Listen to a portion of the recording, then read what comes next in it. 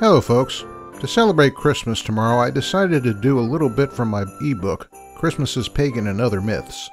The subject is mistletoe, and the Christmas practice of kissing someone under it. The Scrooges out there have this idea that kissing under the mistletoe derives from certain pagan practices. What you'll find, though, is the ultimate source for their claim is usually a book by Clement Miles titled Christmas Customs and Traditions, Their History and Significance. Miles wrote his book in 1912, and it's difficult to see why he should be accepted as an authority.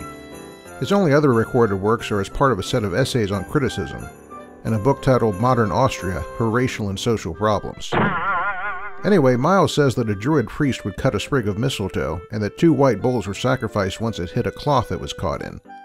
But he also says that this ritual comes from the time of Pliny in the 1st century, and he doesn't explain any connection of this ritual to kissing under the mistletoe. In another part of his book, he does offer an explanation for the origins of that practice, but he admits it's hard to say exactly where it comes from. He proposes that it's a mix of, quote, the love of the sexes and the spirit of fertility embodied in the sacred bough. He then relates it to certain English customs, such as an occasion when young men were allowed to kiss a girl for each berry they plucked. That's probably the closest antecedent, and may reflect the real origins of the practice, but the reality is that we just don't know the origins.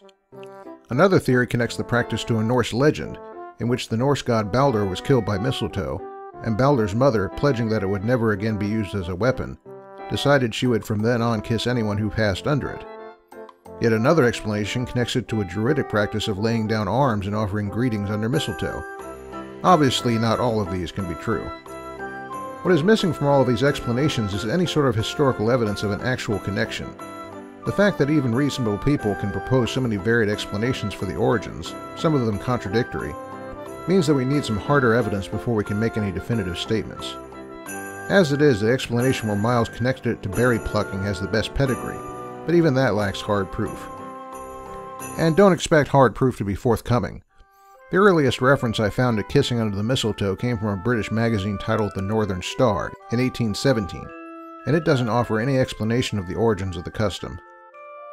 One thing we can say for sure is that the anti-Christmas crowd has a long way to go before they can show any real and historical connection to some pagan ritual from centuries earlier. To prove that, they need to fill in the centuries-long gap between those practices, and that's the sort of research I find they don't like to do. So, there's the story on mistletoe. And with that, I'm going to take a little time off. We'll see you next week.